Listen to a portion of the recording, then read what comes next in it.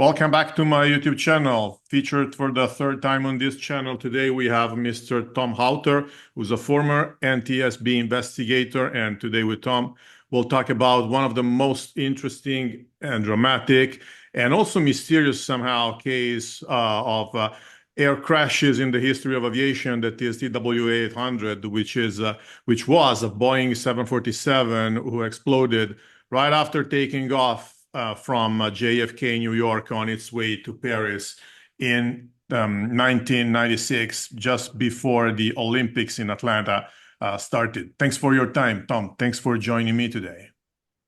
Thanks for having me back.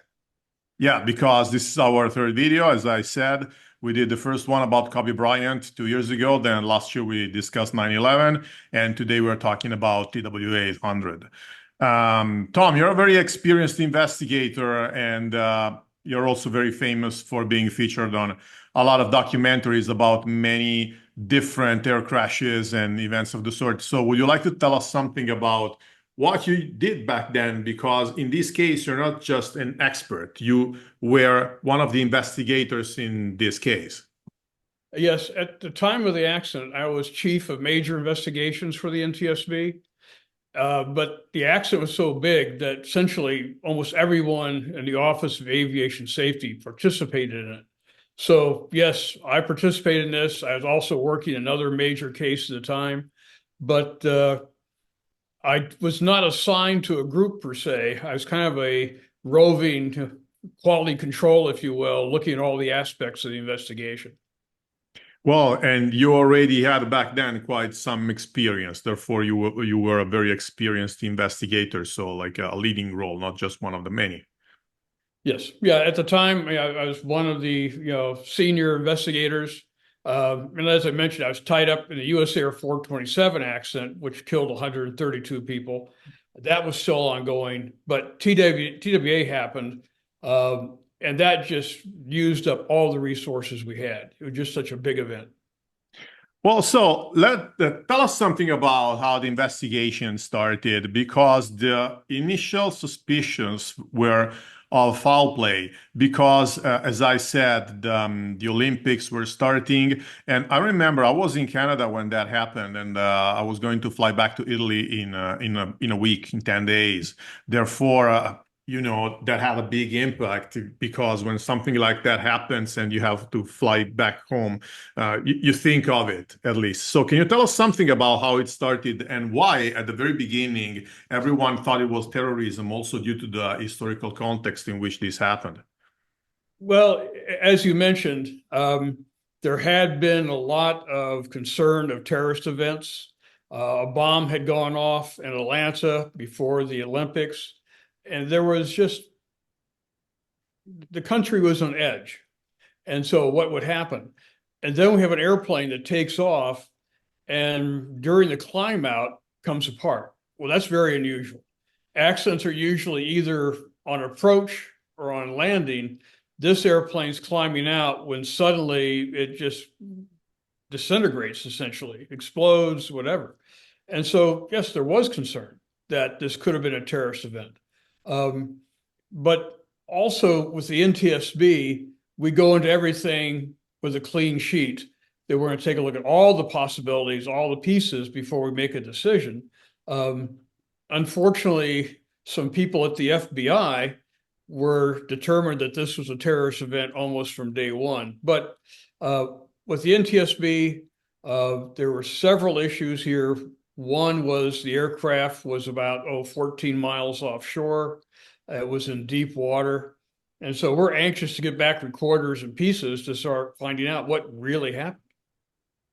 Well, one of the first hypotheses that were raised was that the plane was hit by a missile, either from terrorists or even from friendly fire, because there were US Navy ships close to New York in the sea.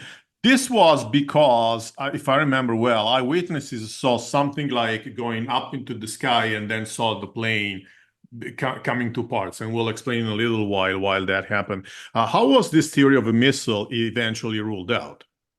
Well, essentially, we looked at all theories and we looked at the witness statements, but we were concerned about the possibility of a missile or a bomb, whatever else. And one of the things we did is we worked with the military, and we went out and actually shot missiles and shoulder-launched weapons at scrap airplanes, 747s and other airplanes that were going to be scrapped, to see what kind of damage it would do, and to compare that to the parts and pieces we recovered. And so we started gathering more evidence, but it was clear we needed the wreckage back to take a look at it. We got back the flight data recorder and the cockpit voice recorder.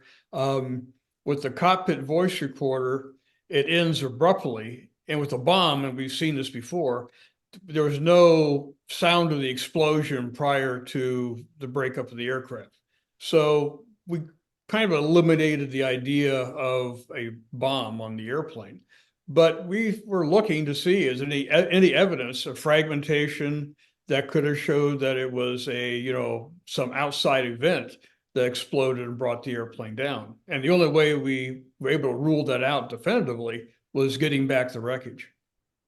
Well, the second hypothesis that was raised was that a bomb was on board, because you guys did find some traces of explosives, didn't you? So how can you explain why there were traces of explosive on the plane, and how did you guys rule that out? But also, you probably already answered how do you guys rule that out. Well, once we got back wreckage, we started examining all the parts and pieces. And one of the things that was done is taking, swabs, samples of materials in the aircraft, look for high speed, impact, whatever else.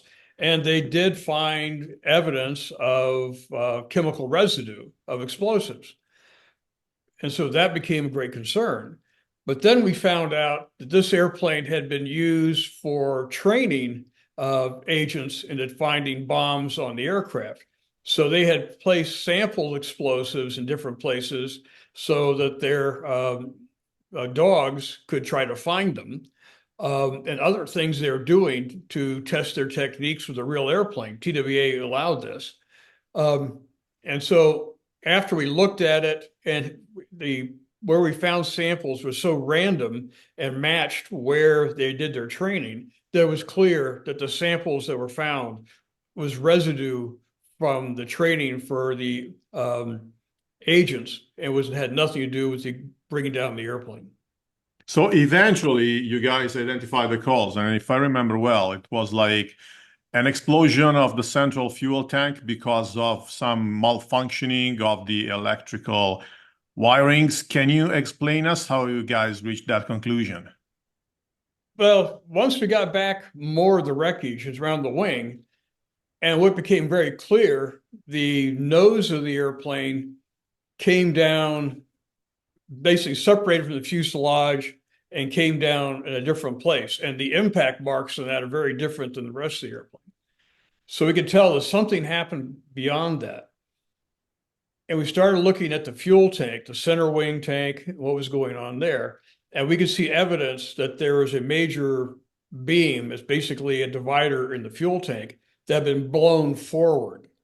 So looking at that, we could tell that it had all the markings of a overpressurization explosion of the center fuel tank. And what became more interesting to us was the center fuel tank of a 747 is big enough to hold 2-3 cars. It's a very large cavern. On that day, there was no fuel in the tank. The airplane was lightly loaded. They didn't need the fuel. So the center fuel tank was empty, except for maybe 50, 100 gallons or so of fuel in the bottom of the tank, just kind of residual moving around. Well, right underneath the fuel tank is the air conditioning system for the airplane, which puts out a lot of heat.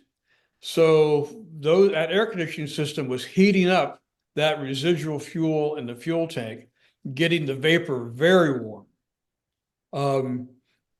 Interesting too was that when Boeing designed the airplane, they were concerned about this heat, and the engineers were hoping to use the fuel in the tank to help absorb that heat to not damage the structure of the airplane. But we took a look, and you took how warm that fuel was, the fuel vapor, and it took very, very little energy to ignite that vapor as at different times. And then we started looking at the wiring of the airplane. It was an old airplane. This airplane was going to be scrapped at the end of that summer. TWA wanted to get one more summer out of it, which is the peak time for people going for vacations in Europe. So once the airplane finished the summer season, it was going to be scrapped. So this was an old, tired airplane. And we were also worried about fatigue cracking of the fuselage. We had seen some issues with old 747s and cracks developing in the forward fuselage area. So all this stuff was a possibility, and it took a while to sort out. Well, one thing that we forgot to mention is that the plane was late because they could not identify one of the passengers whose bag was checked in, and a plane cannot leave if the bag is checked in, but the person is not present. And since it was very hot, the air conditioning was functioning at full power, and that's why you mentioned the air conditioning. That's the connection. So we already said that we mentioned the NTSB and the FBI, of course, but you guys had other agencies working on it because, of course, you also had, correct me if I'm wrong, the local police, the Joint Terrorism Task Force, and the ATF, and many others. So how was the collaboration between them? How does that usually work? Was it smooth and easy, or were there conflicts because everyone wanted to be the heroes? There's a fair amount of conflict. What came out of this investigation, one of the positive things, was that the NTSB now has complete authority on all accidents or all aviation events until it's proven to be criminal. At the time of TWA, that agreement didn't exist.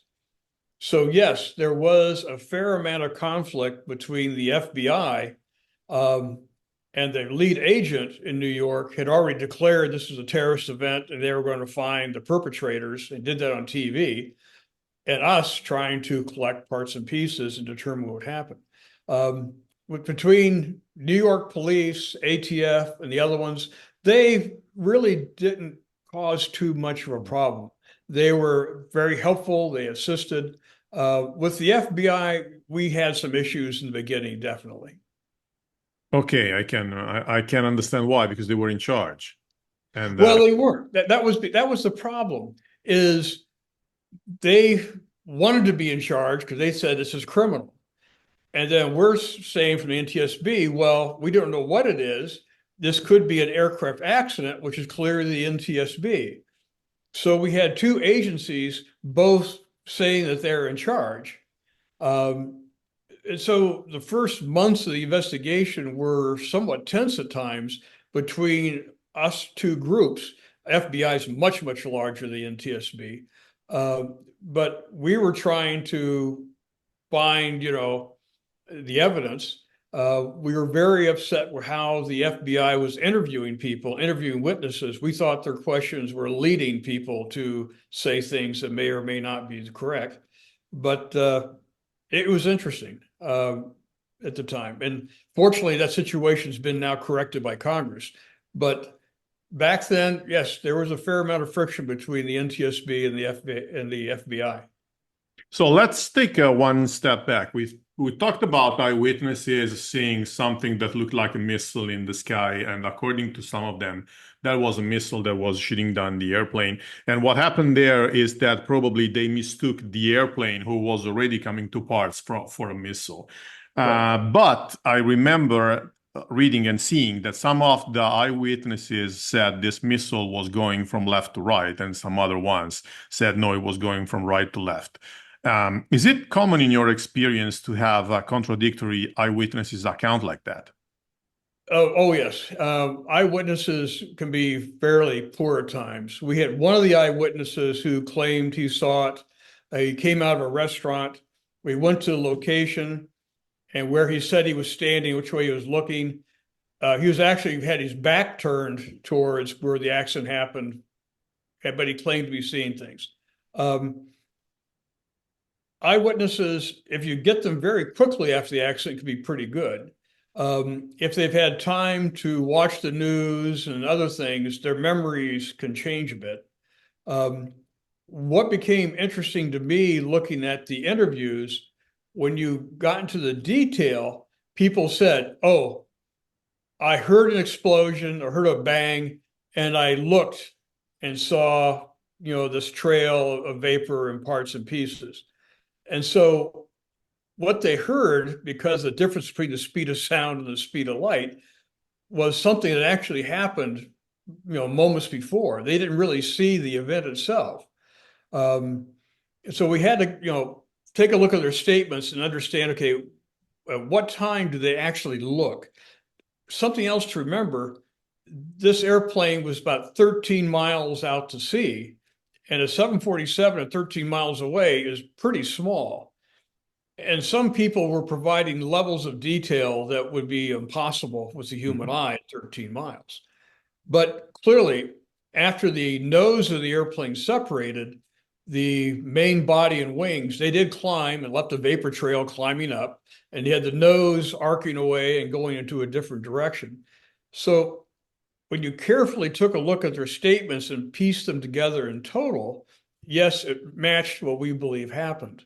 But eyewitnesses can be terrible at times. You really have to look at what they say in detail. So the reason why we're still talking about is that it got a lot of media attention for the reasons that you explained. It was huge. I remember it being on the front page of the Toronto Star, also in Canada. In your opinion, did the media pressure have an impact on the investigation, and if so, a good one or a negative one? I think the media pressure changed some of the witness statements. I think the way excuse me, I think the way the FBI interviewed witnesses may have led them to provide information that they wouldn't have said had they been interviewed differently. But the media pressure was there. We're used to that in almost all accents. But yes, there was a big push to find out what happened immediately. The FBI was out claiming they were going to find perpetrators of this. That was all being factored. And fortunately, because of the media pressure, we got additional money to recover a lot of all the parts and pieces. The NTSB didn't have funds to do that level of recovery, but we started getting more and more parts together. And with the parts, we could start putting the story together and show it to the FBI and eventually to the media. Well, you just mentioned that the plane was reconstructed, starting from the wreckage collected from the sea. And I'm no expert, of course, but as far as I know only about two cases in which this was done, one of which being TWA800 and the other one being Ustica in Italy in the 1980. Can you tell us something about this process of reconstructing pretty much 80% of the plane or something like that? Yeah, it's something that was done more often in the older days of doing reconstruction. We didn't have very much information, so you start putting the aircraft together in pieces. And it's happened several times. I did one up in Denmark, but in this case, we had a lot of pieces scattered over a large area, and it was necessary to take a look at each piece because once again, the rumors of a bomb or missile were still out there. And so we wanted to get all the pieces back to take a look for any evidence of flash burning, of high-speed particle penetrations, things that you would expect to see with an outside detonation or a bomb inside. And so doing that, we started piecing the airplane back together around the center section because the pieces we got back early in the center section of the aircraft said something's happened here. Whatever event occurred really started at the middle of the airplane. So we started piecing more of that together and adding parts to it. So eventually reconstructed about 92 feet of the aircraft. Interesting too, TWA actually marked each seat where they belonged in the airplane. So we got seats back, we could put them back right into where they belonged inside the airplane, which was helpful to see levels of damage and things similar. So slowly but surely, we started rebuilding this. First, it was done on a smaller scale. Then we kept adding to it until we had 92 feet of the fuselage reconstructed. And the wreckage eventually was decommissioned 3 years ago. What are your thoughts on this? Because from my point of view, that was so wrong and disrespectful. Well, that's an interesting point.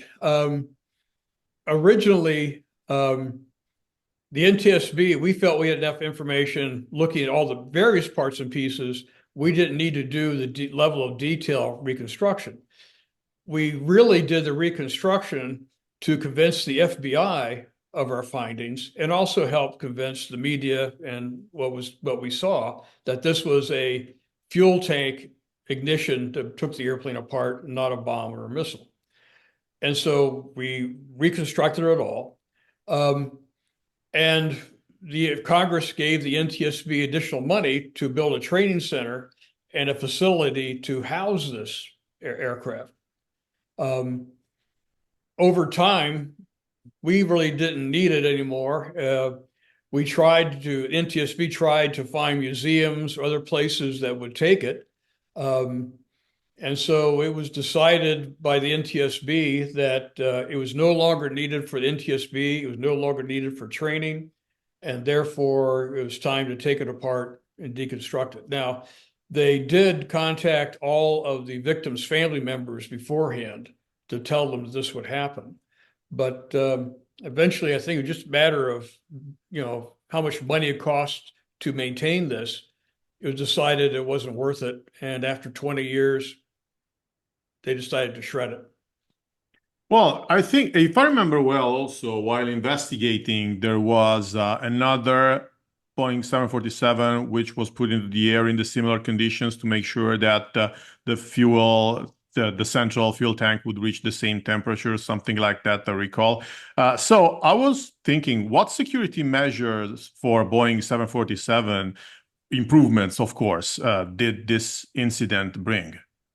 Well, because of this incident, what came up was nitrogen inerting systems, that they would have onboard nitrogen generators that would pump nitrogen into the fuel tanks and therefore prevent them from exploding.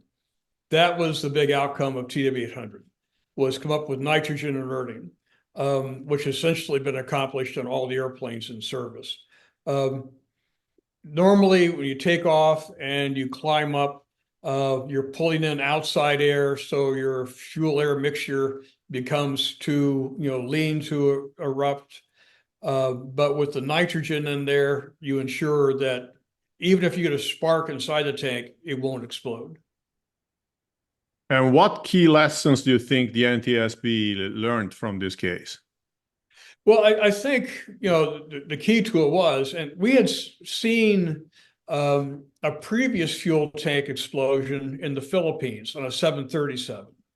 And we couldn't get action to take a look at this seriously as a problem. And so with TWA800, we found out, yes, this is a very serious problem.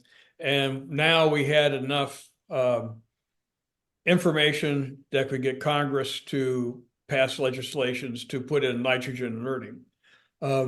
Also, as I mentioned before, we now have an agreement with the FBI that if an event occurs, it stays an NTSB investigation until it's determined to be a criminal act, then the FBI takes over. And certainly that happened in 9/11 with the terrorist events. That was quickly a terrorist event, so FBI had the lead and the NTSB supported them. But it kind of cleaned up how we dealt with other agencies. What many people don't realize is the FBI in justice, they're part of the administration. The NTSB is independent. We work for Congress. We don't work for the White House. So it's always been a little bit of a difference there, but we cleaned up a few of those little issues as part of this investigation. Well, Tom, many thanks for your time again. And I think that you gave us a very complete and precious explanation about what happened to TWA800. And it puzzles me that to this day, even a lot of serious journalists still think that there was something that was hidden, that it was a cover-up and things of the sort. So I think and I hope that this video can definitely eventually shed some light about that incident. So thanks again for your time and your very precious knowledge. Anytime. I hope it does calm down some of the conspiracy theories. Thank you. Same. Thanks everybody for watching this, and see you all next time. Bye bye.